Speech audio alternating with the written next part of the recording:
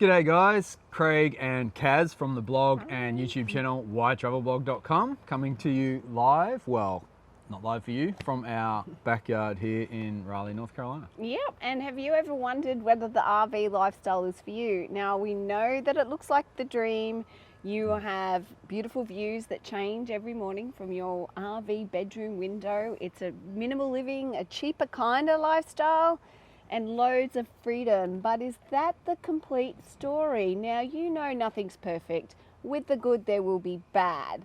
So we want to give you a little bit of an insight into the RV lifestyle for real. And we don't want to scare you away with the bad. We just want to help prepare you, because the better prepared you are and aware of what is involved in the RV lifestyle, the better you're going to enjoy the experience. Yeah, there is a lot of variables at play, and like all forms of travel, it isn't for everybody. That's right, and in this episode we're going to share with you a little bit of our background into RVing, because it has been a bit extensive, and what we loved about the RV lifestyle and what we didn't. And then in our next video we're going to take all of that into account and wrap it up and tell you whether we thought it was worth it. And we might do that on our Australian RV trip and our US one and compare it. But that's in the next video. So make sure you subscribe to our channel right now if you haven't already, so that you will not miss it, and turn on that notification bell. All right, should we get into it? Let's do it. Okay, so in case this is the first time that you're tuning in to us, bit of a background about our story. So in 2013, we did a lap around Australia for 18 months, and we did it in, first 3 months we actually did it in a tent, camping, because we couldn't get financing to purchase a trailer, or a camper trailer as they call them in Oz. And we quickly worked out that running a business online full-time with our travel blog and camping in a tent was just not going to work. It wasn't practical. With a 2-year-old too. Yeah, we had a 2-year-old and Clara was 6 at the time. So yeah, that wasn't practical and that wasn't working. So as soon as we could get financing, we purchased a Jayco Swan camper trailer. It's one of those pop-up camper trailers that they pack down flat, they pop up, and then the bed's out the ends. From if you're in Australia, you'll be very familiar with them. You don't see many of them in the US. And not US style. Probably not big enough. there's a reason why that. Like, they're great for a 1 week or 2 week getaway, but a full lap around Australia, as they call it, the big lap, yeah, not so great. No. So we found it limiting, wasn't so great in extreme weather, didn't have a lot of storage or space and a lot of size. I can't even remember the length of it now, but it was quite tiny, probably 15 foot. Easier to tow, being small and stuff like that, but yeah, living out of it, running a business, homeschooling kids, challenging. Fast forward to the US, we've just recently spent a year, mostly across the West Coast, RVing. And before we took off, one of the hardest things was figuring out how we're going to do the US. Going off the experience we had in Australia, we learned some lessons, obviously doing that trip around Australia, that we didn't want to repeat. I didn't want to actually tow anything again, because I got kind of frustrated with that, with the setup time and the hassle of towing. So initially we're thinking about getting a motorhome and doing it that way, but then we had the add-on actually of figuring out a tow vehicle. Because we wanted a separate vehicle. Yeah, because we wanted a separate vehicle to detach and have flexibility and explore and stuff like that. We don't want to, have to pack up our campsite every time we wanted to go into town or go to an activity whatsoever. But so it was either a motorhome, what size motorhome, and then they have all your different classes over here in the US compared to Australia. We just have caravans basically. We don't have the big Class A's and stuff like that. So in the end, we decided to tow a 37-foot travel trailer. It was a Salem Hemisphere GLX with the bunk beds, and we had a Ford F-250 truck that we used to tow it.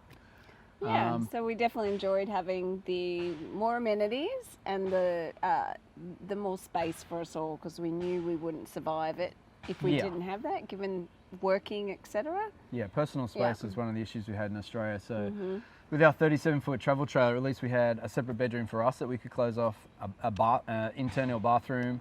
The kids had a double bunk plus a play area at the back, a decent sized couch area, dinette, and a nice kitchen and island bench. Yeah. And yeah, so as far as that goes, it worked out pretty good. It was almost like an apartment on wheels compared to what we had in Oz. Yeah, and so we think that we're in a good position to give you a pretty well-rounded view of the RV lifestyle, because we have done it in a couple of countries and in different styles, as we've just mentioned. Europe. And I also in, oh gosh, a long time ago now, I'm showing my age, but in 1998 with girlfriends travelled around Europe for a couple of months, and we had a camper van, which I don't know what you call them here is also confusing. Like the Sprinter, like a Sprinter. Yeah, Sprinter. Okay, so we had a Sprinter and went around that. It was only meant to fit 4, but we fit 6 in there. So yeah, we kind of get this RV lifestyle, and we've figured out some really great ways to do it and how it works and doesn't work. So we'll jump right into that now, and I think we'll start with the pros. Should we start with the good first? Sure. Why Okay. not? All right, so as we mentioned, the RV lifestyle can be pretty cheap. So one of those ways that makes it a pro is boondocking. If you can do boondocking with your setup, then of course who doesn't like free camping? And you can do it in the most beautiful places where you have stunning views. So pros of boondocking: stunning views, cheaper, Yeah, you can get off the grid. You can find some awesome open spaces. good for the and- environment. Yeah, good for the environment. Quieter. What else? Well, there is a disadvantage. I guess we're talking about boondocking now that we can pop it in. It's not really a disadvantage, but you have to be prepared for it, in that you do need a setup to get your power. Yeah, in obviously your need water. power, sunlight, power. Water is probably the first thing you run out of, besides power, solar power. Yeah, so water, obviously food, if you're going to be remote and have no access to food supplies and stuff like that. And weather can be an issue. If it's cloudy or raining, makes it very challenging, obviously. What else? And just knowing the best places and the legal places that you can go boondocking and safe, if you're worried about safety and stuff like that. Yep. And Or there are getting stuck somewhere. loads of resources for that. You can ask other RVers that you meet on the road, because there's loads and there's chatty, and they'll share with you.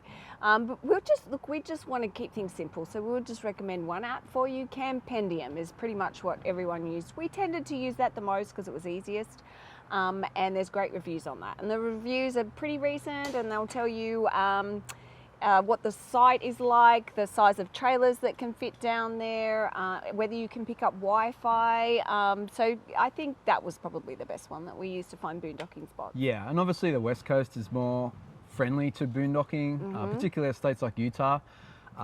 Much more wide open spaces and more options there, where the East Coast is obviously very congested and a lot more towns and cities and stuff like that. So yeah, if you love your boondocking, definitely head more west. Yeah, and of course it's great for Mother Nature if you're not using too much of her resources or her free renewable ones like the sun. Yeah. And it can be very community oriented as well. We loved that because we were traveling with friends, and we loved being out in the open, and we could make as much noise as we liked and had no time restrictions, which you will get in campgrounds. Yeah. So that was fun. Yeah, we wasn't it? got in trouble a few times in RV parks for making too much noise, drinking, singing, and carrying on. But Their noise open restrictions spaces. are early, Yeah, if you're so, yeah. out in nature, and obviously you got most of it to yourself. And also, if you're away from city lights, you love like sitting under a starry sky and stuff like that. It helps with that, and have your own fire campfires and stuff. And, Yeah.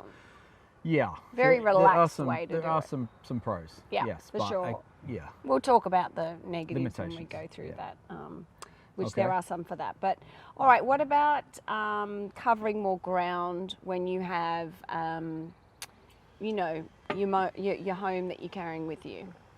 In what way? What do you mean? Like, do you get to see and do more things? Like, if you can just move with wherever you want to go. Yes and no. I mean, like, the journey becomes part of the destination, getting from A to B, obviously, instead of like flying. So that's an obvious point. Yeah, and But- some flights, like you can only get flights to certain places. So if you have your RV, you can just drive to where you want to go, and you can go back roads and all of that kind of Yeah, stuff. depending on your setup. Obviously, length is a thing to consider when considering where you want to go.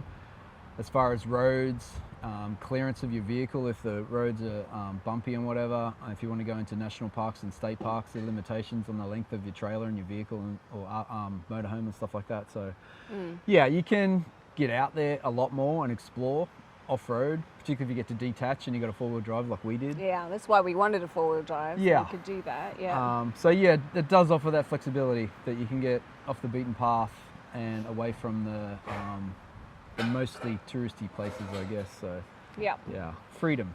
Freedom, that's right, which is why you want to travel, I'm sure. Freedom and flexibility. Yeah. One thing that was important for us, and I'm not sure if this is something that happens the older you get. I think it is. Let me know in the comments if you agree. But I'm getting old. We're getting old.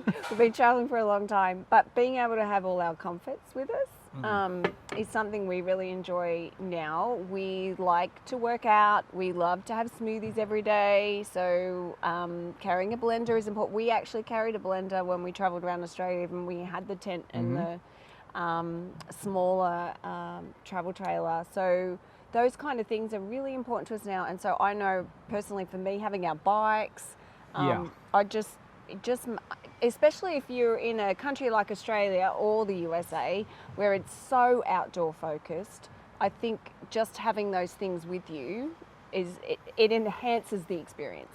Yeah, totally. I mean, you have to prioritize what you want to take with you because weights of your trailer or your vehicle is important as well. But you can't take everything. No. So, you know, if you want to take your bikes or your kayaks or your stand-up paddle boards or, you know, whatever other toys and that you and your kids are used to. Just make sure you are going to use them. Yeah. Yeah. We wanted to take paddle boards. Yeah, we had to think long and hard, Yeah. like about for example, paddle boards, like how often we would use them, like on a lake or a beach and stuff like that. Or is it just easier just to rent one for $15, $20 every time we did that? And for that that turned it out was. to be a smart decision Yeah. because, and we'll talk about that in the Yeah. negatives, but not really getting a chance. Yeah, I mean, to we're like take most them out people. at all. Initially, we probably packed and took way more than we needed, and then offloading stuff and like removing clutter, removing weights and stuff. And at the end of the day, if there's something that you really want on the road, you can pick it up eventually somewhere. I mean, it's ridiculous these days with online shopping and delivery and stuff. I mean, this is a small item, but I had my new Canon 6D Mark II delivered to me almost in the middle of nowhere. Next day, free delivery from Amazon, which is, you know, when we did it in Australia, we had nothing like that.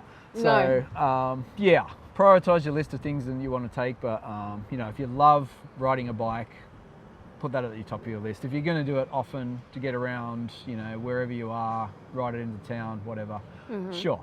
But, And I liked, in comparison to the Australian one too, when we had a little bar fridge, I really liked in the travel trailer having a big fridge, especially because we're going to so many remote areas. We could stock up and made sure that we had enough food, and we eat a lot of fresh produce. So that was good. Smooth. Like our Australian trip, Costco didn't exist, and it barely exists now in Australia. So, yeah. We had a full-size residential fridge with the US trip, so yeah, we'd stock up in Costco. And a bar fridge. And a bar fridge. So we had The back. freezer space and fridge space, which came in handy.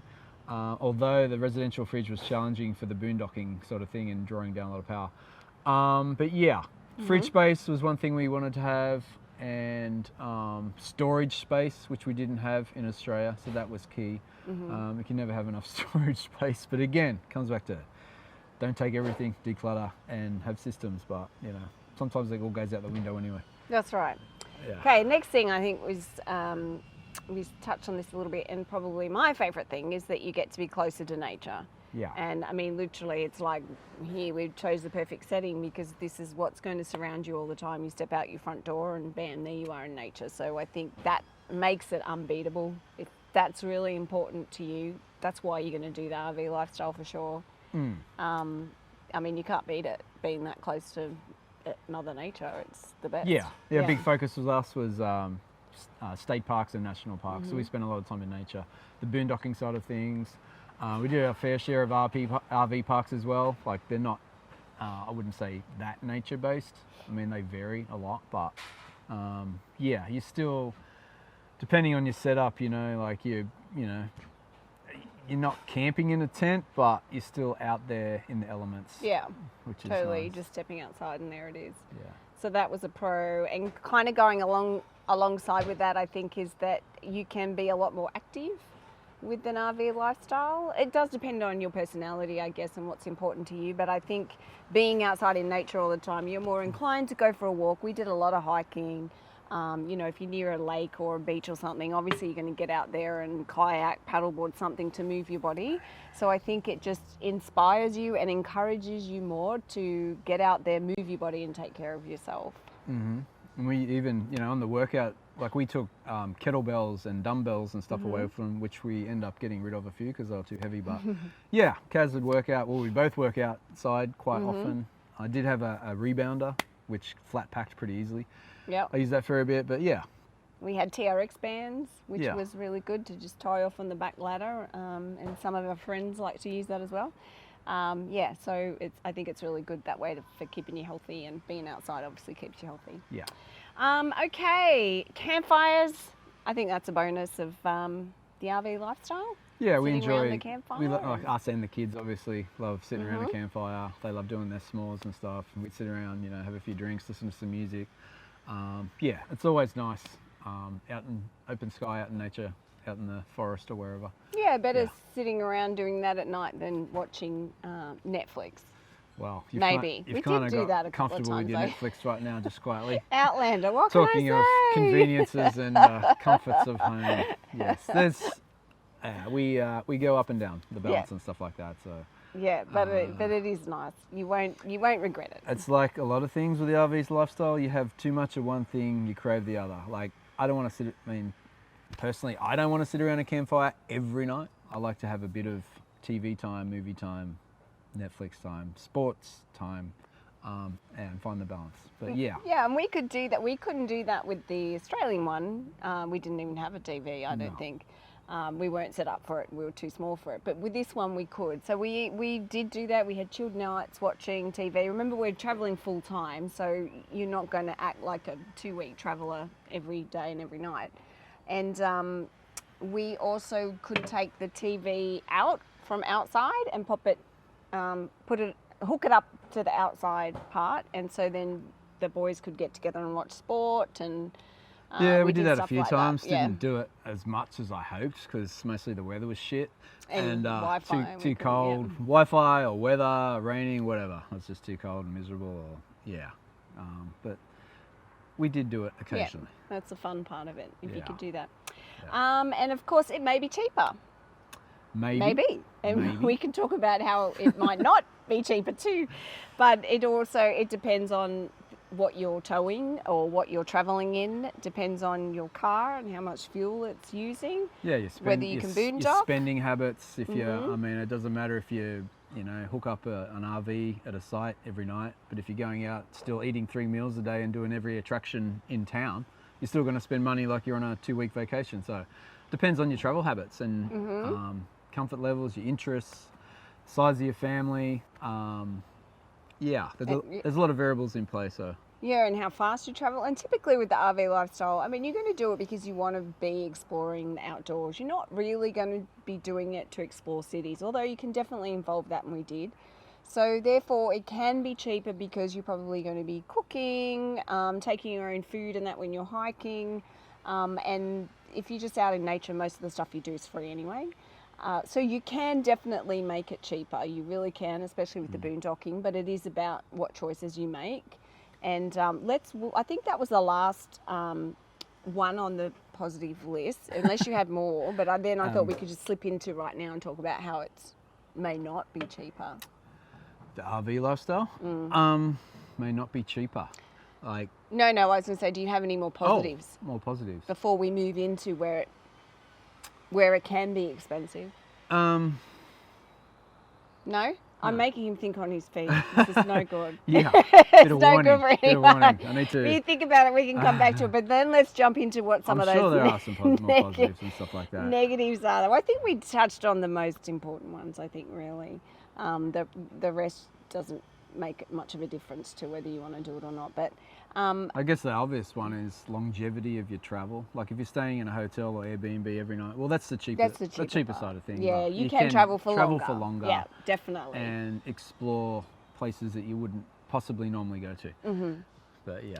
Okay, so then the RV lifestyle may not be cheaper. So it could be a myth either way. Again, depends on your choices and how you choose to travel. Mm-hmm. For us, we were choosing to see as much as we could. Plus, we're very active when we travel. We like to see and do a lot, just because we love to do that, but also because of what we do for our business. We write about travel. We create videos on travel. So we want to do a lot so that we can share like the proper full picture for everybody. Yeah, we're So that means we spend a lot. Yeah, we're content creators, so it's so tempting when you go to a new place to want to eat at a lot of places and do a lot of activities and attractions and stuff like that. I don't like creating content where it's a blog post or a video and you mention 20 things in the blog post and you've done 3 of them yourself personally. I like to do it as much as possible. That's what a personal blog is supposed to be. Yeah, and our readers trust us for that. Yeah, they know that we do that. Yeah, we just don't want a list dump. And like I could stay here in North Carolina and just create a list and whatever and throw in a few photos. But so that's challenging. There's a temptation to want to go out and explore, and obviously that costs money. Mm-hmm. So yeah, that's not helping on the travel budget. Again, it depends on the size of your family, the choices of where you eat, the activities you do, and the state that you're in, obviously, and how much cities you incorporate into it, national parks, boondocking. Again, a lot of variables. Yeah, so, but if we had travelled in the way that we do and stayed in other forms of accommodation, then it still would have been expensive for us, because we would have been out doing all those things anyway, plus the added expense of the hotel or the different forms of travel, that accommodation that we were going to do.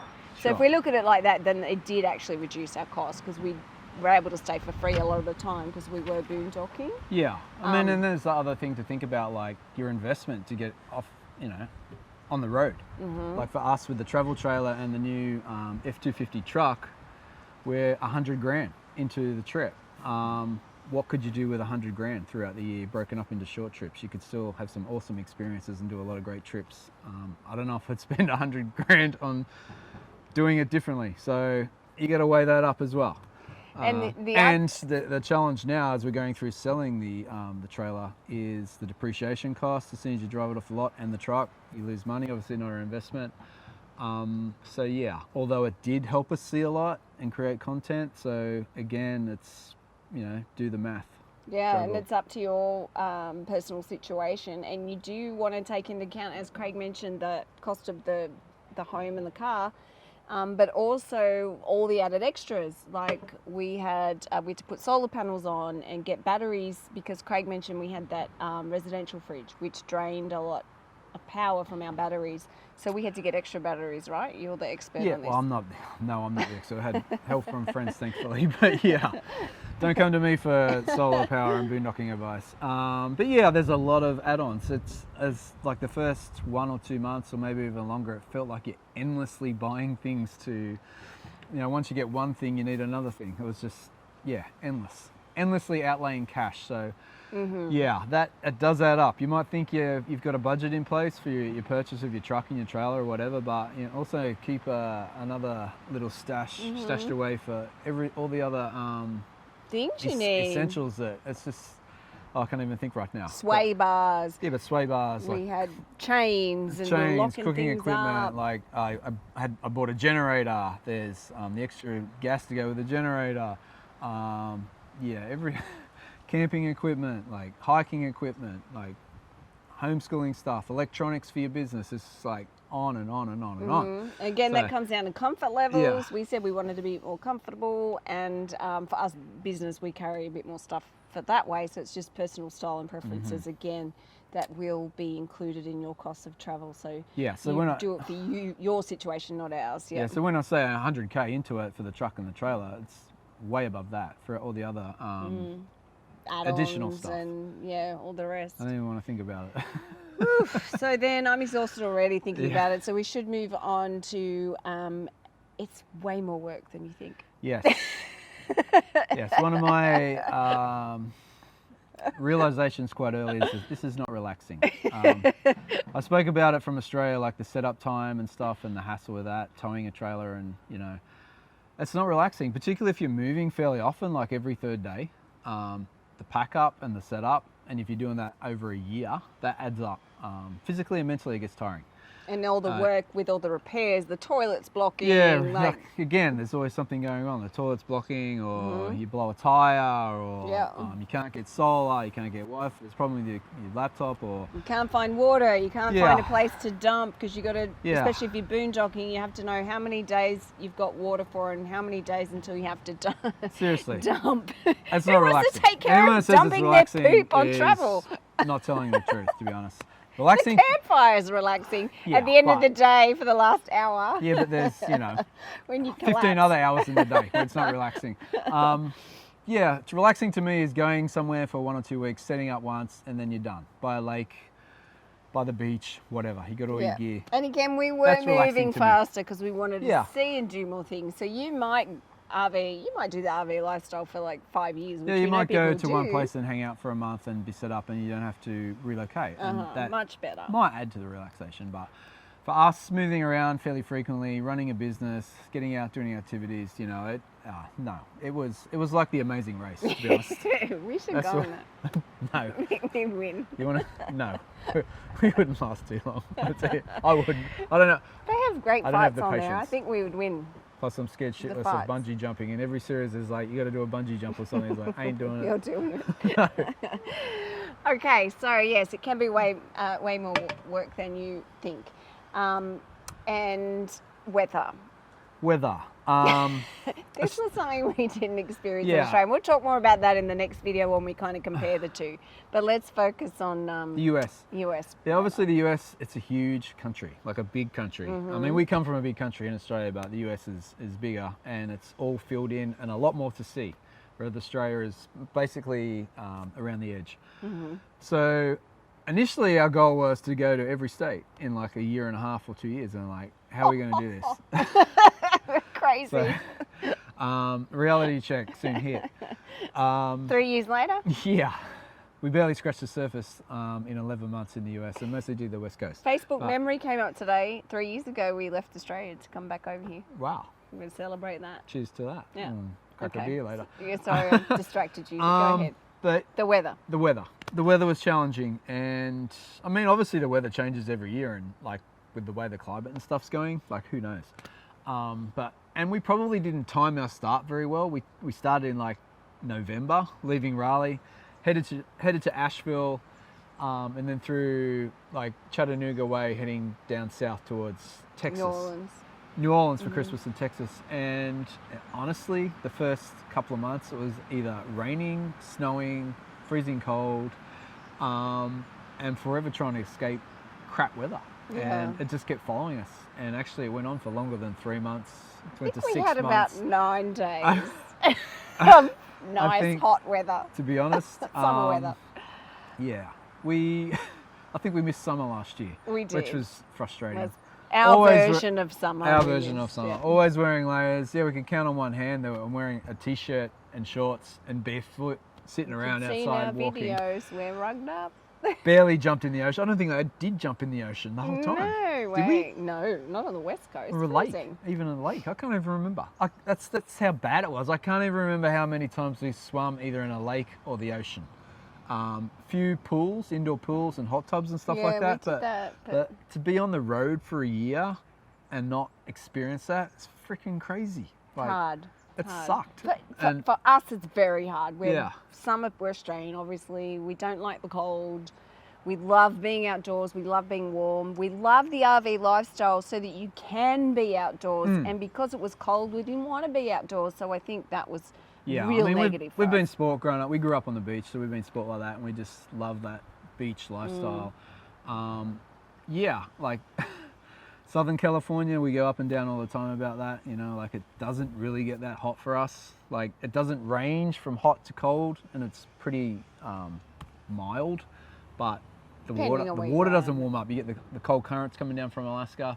Northern California and Oregon and Washington, I mean, the wind's blowing its ass out, it's cold, it's cloudy. I mean, like, yeah, you can drive past and look at the beaches, and every now and then we get a glimpse of sun, but to me, like, what's the point of a beach if you can't enjoy it? Sit down there and swim and go for a surf or whatever. It's just like, Yeah, it was frustrating. and we just had bad timing too. Like we went to Bend in Oregon, which is meant to be stinking hot in the summer, and we went and the freak week when it was cold. It was like we couldn't escape it. We were probably manifesting that like with our everywhere constant we went, complaints.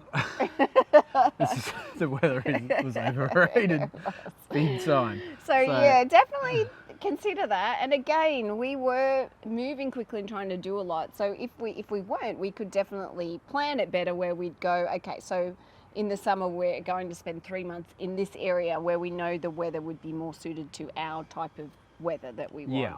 I mean, we even hiking in the snow in Yosemite in a freak snowstorm. And when was that? It was May, because the waterfalls were gushing, which was beautiful. I was but like, May, yeah. we couldn't take a trick. We really couldn't. But So, I guess you got to roll with the punches and make the most of it. But that and then in it an was a RV challenge. when it's Yeah, snowing, it's miserable, it's man. not Like when nice. we come back from a day of hiking in Yosemite in the snow and it's raining and you're trying to dry out your gear and you're huddled in your RV and it's like huddled around the man. space heater. 'Cause Oh. you can't use the other one because we weren't plugged. Well, Can't you couldn't sit use the outside at space nights, heater it's 'cause cold we weren't plugged outside, in. cold in the mornings. Like we're morning people who like to get up early and get outside and be active and stuff. And it's like, it's so tough to get out of bed and do that when it's cold and miserable. Like, So anyway. like one more thing about Australia. Australia, we get up early. First thing, go and jump in the ocean, wake up, have a coffee, have breakfast. Awesome. Yeah. We didn't do that once in the US. No, we really did miss that a lot. Yeah. So something definitely we didn't like about it, something for you to think about. And this is why we want to share it with you so that you have an idea and then you can say, oh yeah, maybe I don't think I'd like that either. How can I plan for it better so that's not going to annoy me? Yeah, to get heat, which we didn't do, like you got to go really south, like Florida south. Yeah. But that comes with the challenges with, you know, millions of other people. The great In the winter, you wouldn't go to Florida in the summer though. No, winter time. Sorry. Winter, the great southern migration south. So you can find some north, but you're going to be sharing it with a lot of people. Yeah, so, and we did in Texas and Arizona. We did alternate. We had some 70-degree days. Yeah. I remember in when was that? Arizona, in Tucson, we had some t-shirt days. That's how you know, like if I'm in a t-shirt, it's got to be above 70 probably.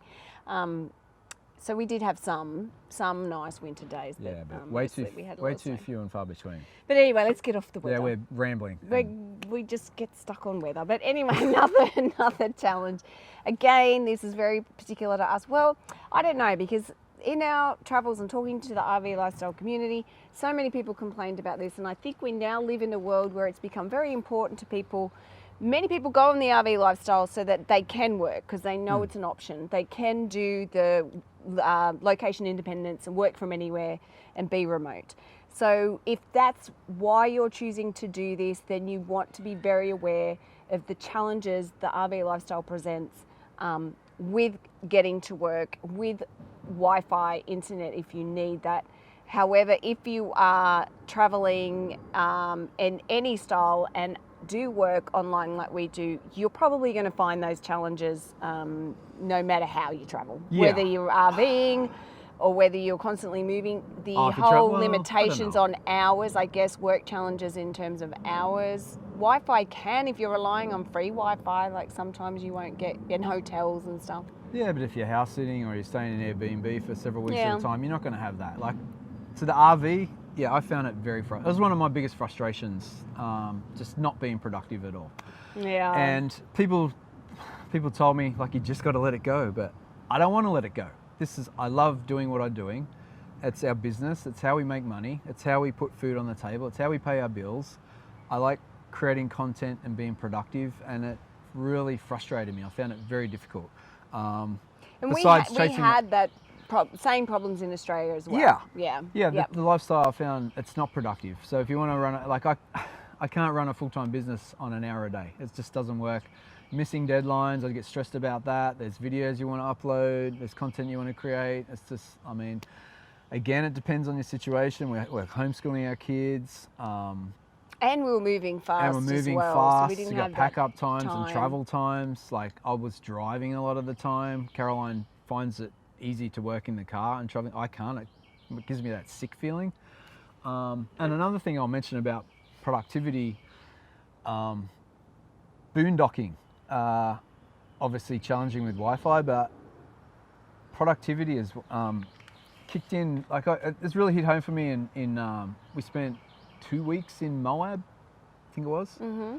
Yeah, we had a nice boondocking situation, which we're grateful for. It's free and stuff like that. But I just found, because you're staying like 20 or 30 minutes out of town, I just found the days that we weren't doing travel activities, and which would have been my work days, I spent most of the day running into town, getting water, getting gas, getting propane, taking showers, doing laundry. Yeah. Like, I just lost all that day, and it really pissed me off and frustrated me. I'm like, yeah, we're saving a couple of $100 a week on accommodation, but if I can't make that back by being focused on my business, then I need to get out of business. And that frustrated the hell out of me. Yeah, because it is, So, as we mentioned, time it is is a lot money. of work. Yeah. So you do, on the days you aren't active, that's the days where you got to work on repairing the RV. And so that's another thing you made me think of, is the showers when you're, in particular boondocking, but also Did RV we shower? We didn't shower, did we? campgrounds.